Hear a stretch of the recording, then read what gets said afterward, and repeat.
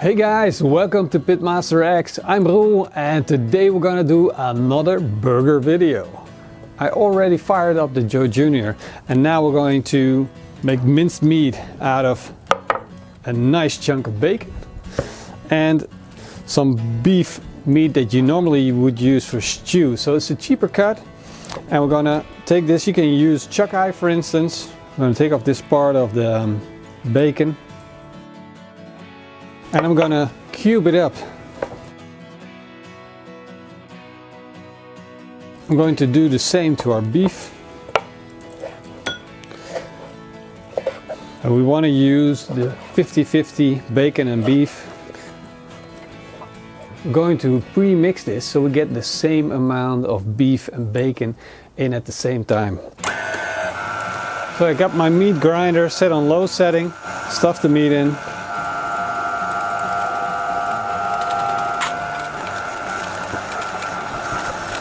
Now I understand not everybody has a meat grinding machine, so if you don't, just ask your butcher to grind up some bacon. He will love to do it for you. Then you can mix it up with minced meat, beef, so don't worry about that. And now it's time to start working on our sauce. First I'm going to chop fine a shallot, peel off the outside layer, slice it in half, then slice it horizontally, vertically, and then start chopping. And the reason that I'm so specific is that I want it to be chopped really fine. Now this is the part where our sauce gets special. I'm taking 2 anchovies fillets and I'm going to chop these really fine. Then the same amount of capers. Chop those fine as well. And then I'm gonna take the point of my knife and start mushing this into a puree. Do the same for the anchovies. Mush it into a puree.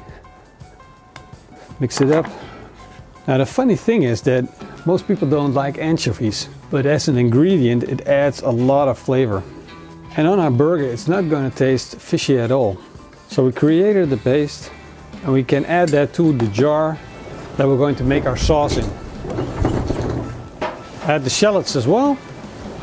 I'm adding 5 tablespoons of yogurt-based mayonnaise, which is a low-fat mayonnaise,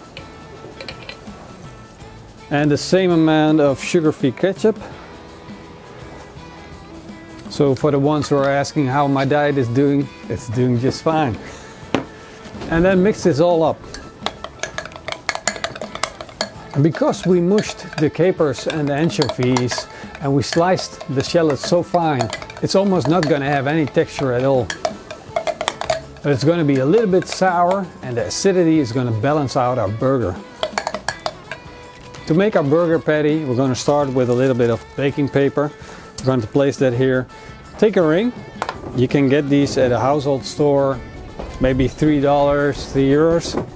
Put in a small handful of a minced meat, press it firmly, and we'll take a bit of this mozzarella cheese, try and keep it in the center as much as you can, and shredded Old Amsterdam, which is a strong flavored cheese, an old cheese like cheddar is. Then we're going to put more minced meat on top. Slowly remove the ring while pressing the burger down.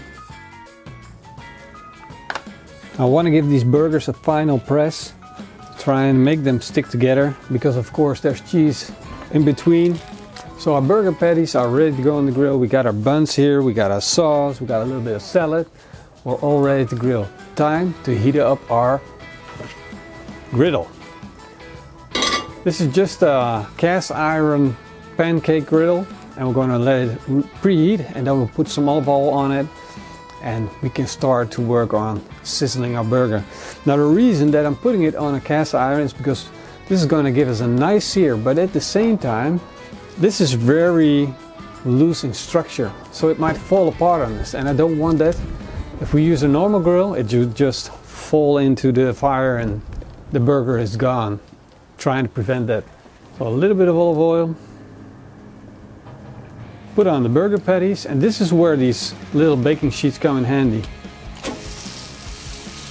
Put them on. And the other one. There we go.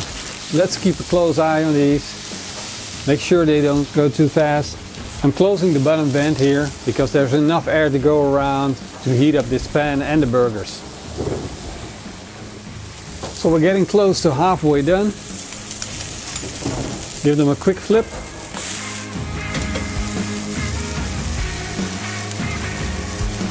So the burgers are almost done. We're just going to move them a little bit to the side so we can fit our burger buns on the grill griddle as well.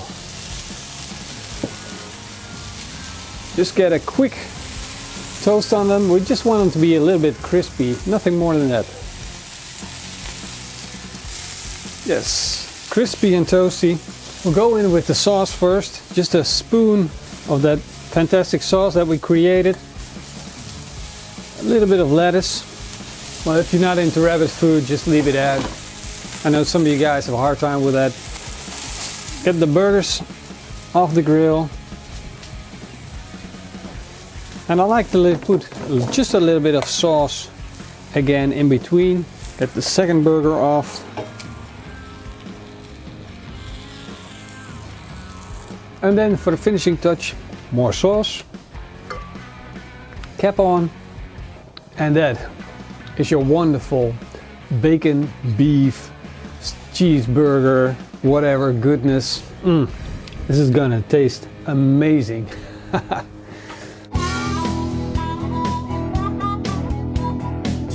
Well, you guys come up with a good name for this burger because I think it's delicious, I think it's tasty, but it needs an epic name. It's time for the taste test. Are you ready to do this anaconda style? Here we go. Wow, that is fantastic. The complexity of this burger is fantastic. And the main ingredient here is the bacon and the crust on the outside of that burger. But together with the cheese and the sauce, it really blends well together. Hope you guys like this recipe. Give it a try and let me know how your burger turned out. Cheers.